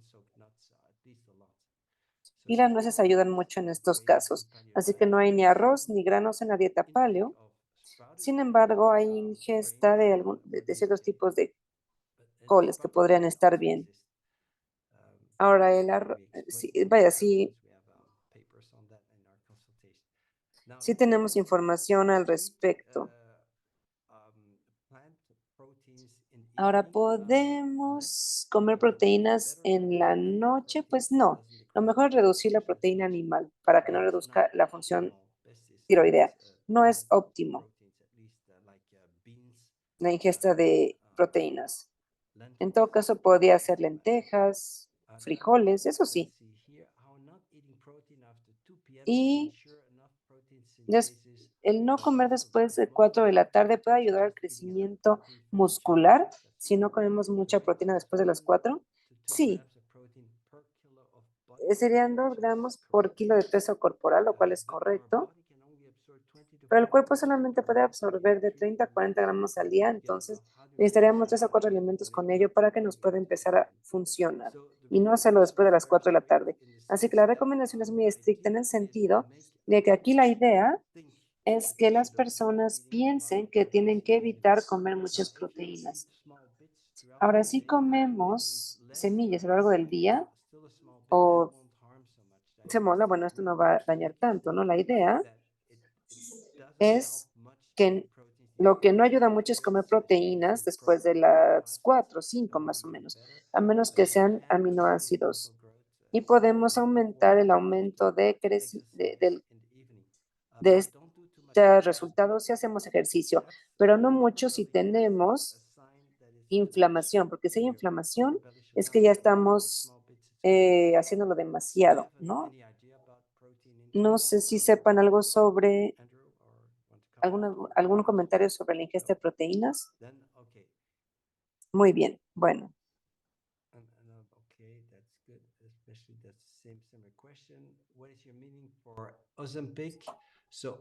¿Qué piensa de Ozempic?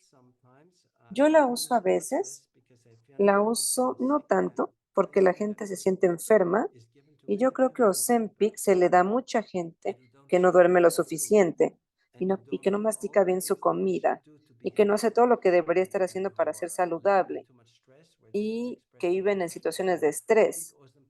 Entonces yo creo que Ozempic, bueno, es para personas que no pueden cambiar su estilo de vida. Eso está bien, pero durante un tiempo limitado. Pero tenemos que ayudar a nuestros pacientes. A mí me gusta, pues, tratar la causa más bien. También hay investigación que dice que el GLP-1 reduce la inflamación cerebral, es decir, tiene la actividad de las células microgliales. Y en mi población, cuando buscamos estos medicamentos, duermen mejor y creo que hay más al respecto de lo que esperamos para esta clase de medicaciones, ¿no? Este tipo de medicamentos. Creo que tiene una activación central. Sí, y muestra que es bueno para el corazón en diferentes niveles, incluso para el cerebro, se muestra que tiene buenos efectos. Ahora, lo que veo en pacientes es que cuando no lo toleran, de veras no lo toleran, ¿no? No siempre nada más a nivel intestinal. Hay pacientes que tratan con una dosis baja y reaccionan muy mal, hay que dejar de tomar. ¿Hay alguna desventaja de tomar hormona de crecimiento? Sí, hay muchas desventajas. Te ves mejor, te sientes mejor, vives mucho más. Sí, claro, es una desventaja en una sociedad que se enfoca en que no estés saludable, ¿no? Pero yo creo que siempre es en sobredosis. La sobredosis de hormona de crecimiento tampoco es buena. Hay que encontrar la dosis correcta para todos. En mi caso, por ejemplo, yo soy sobresensible a la hormona de crecimiento, así que la tomé durante 30 años. Creo que ya fueron 30 años. Tomé dosis muy pequeñas y la tuve que diluir de 5 a 10 veces. Y ahora tomo una dosis normal de hormona de crecimiento, algo así como 0.3 miligramos, y la tolero muy bien, pero antes era 0.03 miligramos o incluso menos. Entonces, es importante encontrar la dosis correcta para todos. Desafortunadamente, no tenemos acceso a hormona de crecimiento en los Estados Unidos, o no una de buena calidad. Las regulaciones son muy estrictas, de modo que, digo, yo preferiría, si se usa más frecuentemente, pues estaría bien, pero es muy difícil recetar en Estados Unidos, desafortunadamente.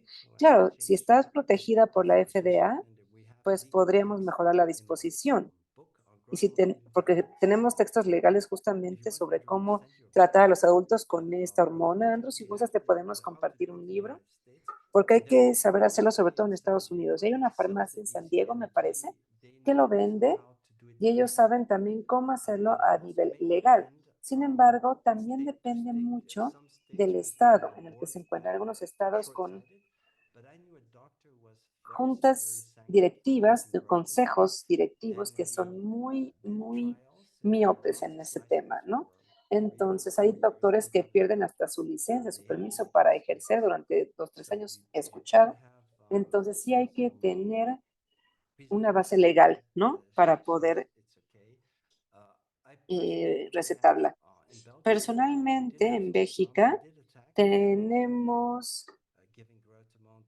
ataques, hemos recibido ataques por dar testosterona. Entonces, pues está en la literatura. Entonces, ¿cómo puedes contrarrestar la literatura? No se puede. Esto muestra su seguridad, claro, en dosis correctas, ¿no? Y básicamente en Bélgica, pues ya dejaron de molestarnos, ¿no? Entonces, ¿cuál es la dosis de la hormona de crecimiento IGF-1? Si es un tratamiento muy importante, compren mi libro, por favor, que habla de ello, pero es una dosis entre 0.1 y 0.3 miligramos en promedio, ¿no? Para un adulto. Y el IGF-1 es dosis doble, 0.4 miligramos del IGF-1 real, que es 10 veces más poderoso. Y sin los estudios, pues 0.0 miligramos también a 0.8 miligramos de IGF-1, que es lo que tenemos aquí en la oficina, en Europa, que no se tiene en Estados Unidos y que es incluso más difícil de encontrar. Se tiene IGF-1 de acción prolongada y hay que reducir la dosis 10 veces, ¿no? Para que les dé el 0.08, 0.4, 0.8. ¿Cuáles son los niveles ideales de testosterona? Pues para una mujer, en picogramos por mililitro es alrededor de 600 picogramos. Y en hombres es alrededor de, digo, más o menos el promedio, depende de la altura de la persona. En hombres alrededor de 7000 picogramos por, no estoy seguro en nanomoles, pero lo pueden encontrar en mi manual hormonal. Hay muchas preguntas sobre hormonas, estoy viendo aquí, déjenme ver si puedo ver preguntas aquí. Hay muchas preguntas sobre hormonas. La gente puede comer carne roja cuando son vegetarianos. ¿Qué podemos darles? Pescado, carne blanca, huevos, pero hay que irle variando mucho. Hay estudios que muestran que las personas que, bueno, varía mucho, ¿no? Tienen enfermedades cardiovasculares, por ejemplo, y si es así, pues la gente tiene que comer algo más saludable para que así tampoco sufran de cáncer. De modo que es muy importante, ¿no? ¿Cuál es el nivel de insulina? ¿Cuál es un buen nivel de insulina? Porque creo que hay que tratar el síndrome metabólico, ¿correcto? Bueno, en nuestros rangos, en promedio, sería entre 2 y 6.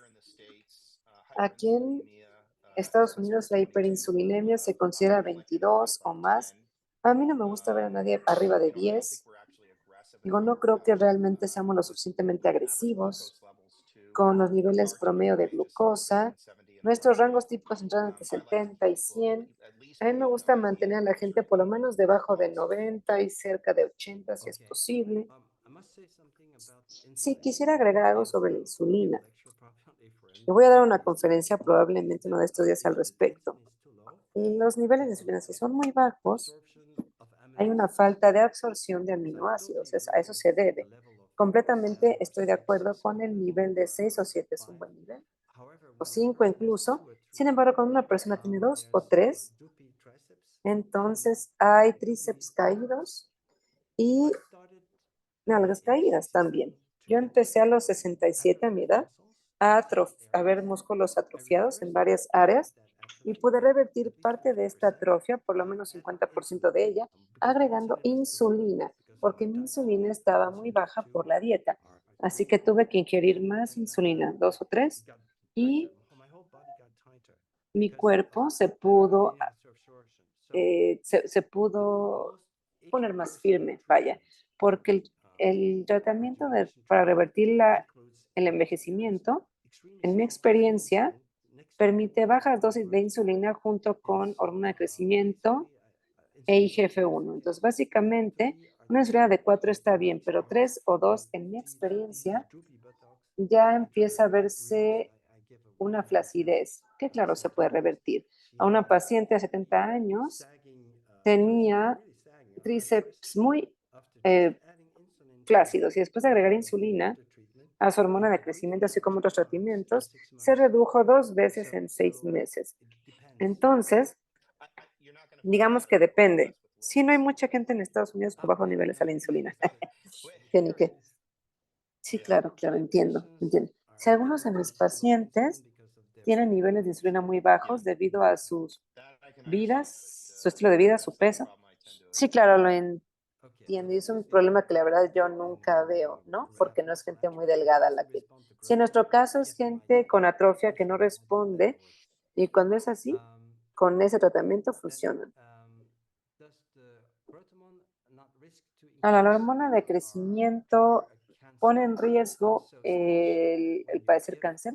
Bueno, hay estudios que muestran que cuando damos hormonas de crecimiento a una muestra de personas que están muy deficientes en esa hormona, hay 2 veces más probabilidad de desarrollar cáncer. Perdón, 4 veces más probabilidad de evitar muerte por cáncer. Porque los estudios in vitro, que son en células cancerígenas, in vitro pues se mantiene en vida y también estimula las células inmunes. Entonces, en el cuerpo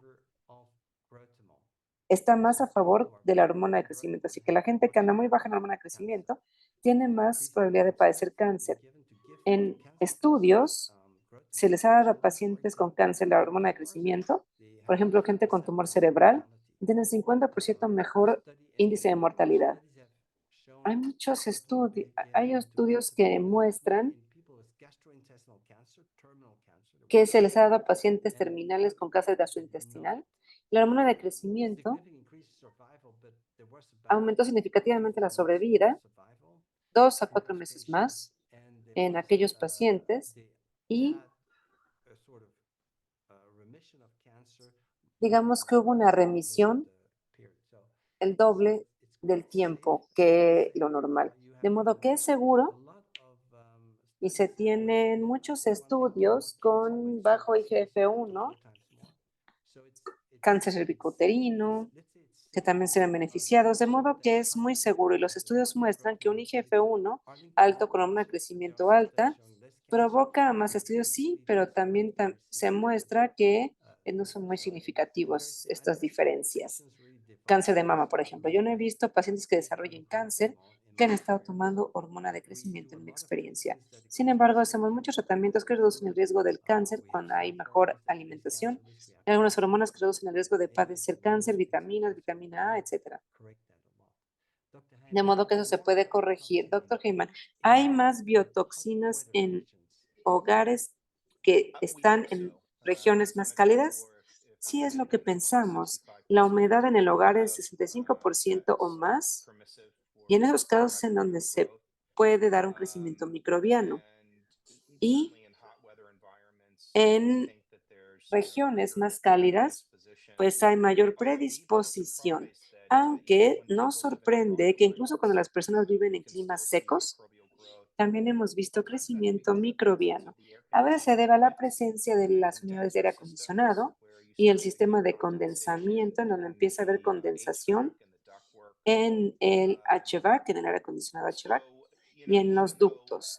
Y bueno, aunque varios de mis pacientes hacen esas preguntas, ¿debo mudarme a un lugar más seco? Nos parece que no es una mala idea, ¿no? Sin embargo, claro, siempre y cuando sepan que puede haber crecimiento en cualquier tipo de ambiente y clima. Muy bien. Y me imagino que el aire acondicionado acelerará la dispersión de esos mohos y bacterias, ¿correcto?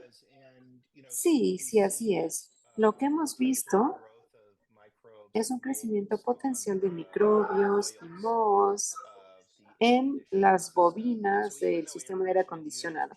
Así que aunque las unidades de aire acondicionado supuestamente deshumidifican el hogar, más bien terminan siendo una fuente de crecimiento y luego provocan que las microtoxinas pues se esparzan por toda la casa.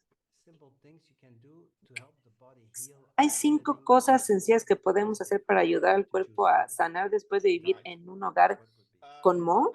¿Qué 5 cosas podríamos hacer? Bueno, yo diría número 1, asegurarnos de tener buena higiene personal. Resulta que con ello puede haber un crecimiento de los actinomicetos que están en la piel. Y le pedimos al cliente que se asegure de que sean muy agresivos con el uso de jabón todos los días y asegurarse de que se puedan tallar, sobre todo en áreas en donde hay pliegues de la piel, detrás de las orejas, bajo los brazos, en la ingle, detrás de las rodillas. Es aquí donde las bacterias tienden a acumularse y a liberar sus ácidos glicólicos en la piel. Entonces, la higiene personal es muy importante. Y lo segundo que yo diría es tener buenos hábitos de sueño, ya que ayudan a reiniciar el sistema inmune. El sueño puede ser muy bueno en esta población de pacientes y es muy importante también para sanar. Lo tercero sería la limpieza del hogar como tal y recomendamos algo que se conoce como limpieza de partículas pequeñas, que significa que es importante usar limpiadores aprobados por la EPA, por la Secretaría de Medio Ambiente en el caso de México, y recomendamos, crean o no, también aspirar el colchón 3 veces a la semana con una aspiradora potente, limpiar las telas, los tapetes, lavar los pisos, techos, paredes. Recomendamos una solución muy sencilla: agua, detergente para trastes y vinagre. Esa combinación es muy, muy buena para asegurarnos de que las superficies en casa estén bien limpias. El cuarto sería los filtros de aire. Es importante que la tecnología de filtros de aire incluya un fotocatalítico, luz UV y ozono, así como EPA. Hay varias compañías que combinan diferentes tecnologías en una sola unidad. Y estos son muy sofisticados, son de uso común para el público y pueden ser muy importantes para restaurar la salud. Y por último, hemos visto muchos compuestos que ayudan a eliminar la inflamación y toxicidad que se acumulan en el sistema una vez que se está expuesto.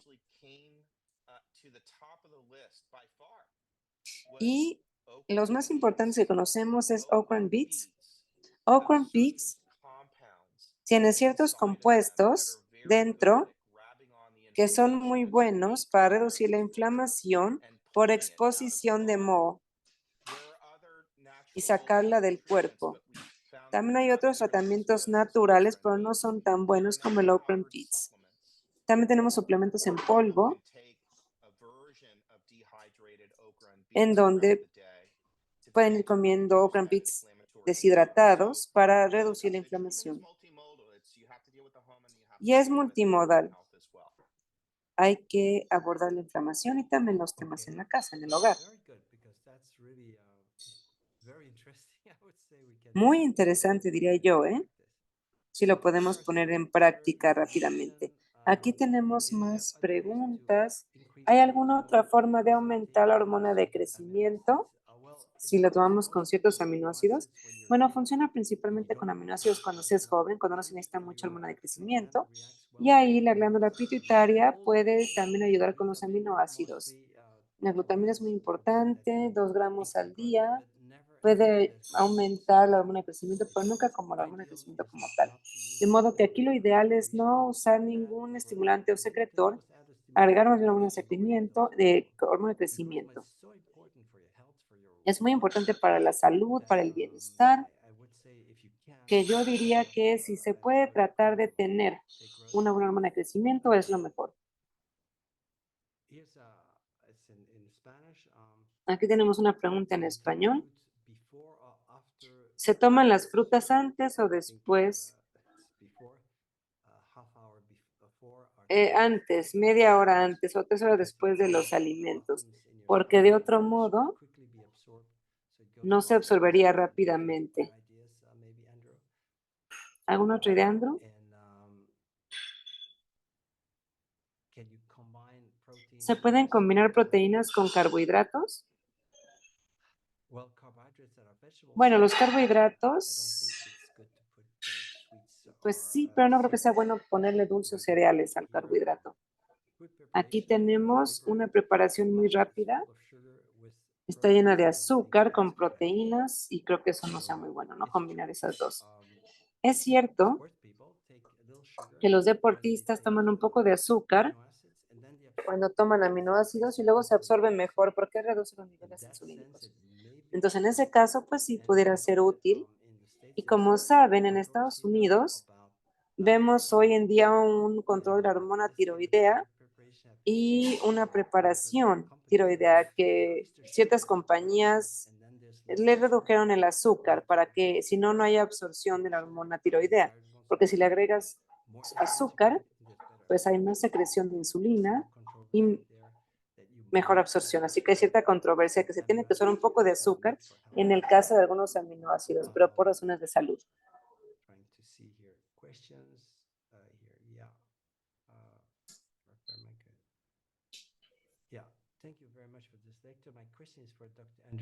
Mi pregunta es para el doctor Andrew.